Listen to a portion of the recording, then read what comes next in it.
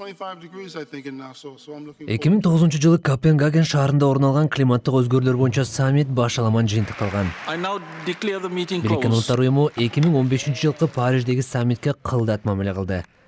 Бул жолугушууга 6 жылдан бери биринчи жолу ири державалардын жетекчилери катышууда.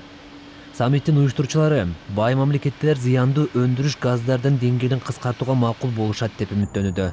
Евробиримдик Бириккен Улуттар уюмуна расмий сунуштарын жолдоду. Алар АКШнын сунуштарына окшош экени маалым болду. Кытай болсо 2030-жылы зыяндуу өндүрүш газдары эң жогорку деңгээлге чыгат деп билдирген. Бирок буга расмий сунушун айта элек. Дүйнөлүк коомчулук декабрь айына чейин климаттын жылууланышын токтотууга кандай көмөк көрсөтөрүн билдириши абзел. Дүйнөлүк температура жылына 2 градуска көтөрүлөт деп жормолдор айтылып жатканда, дүйнөлүк державалардын сунуштары аздык кылат дегендер көп.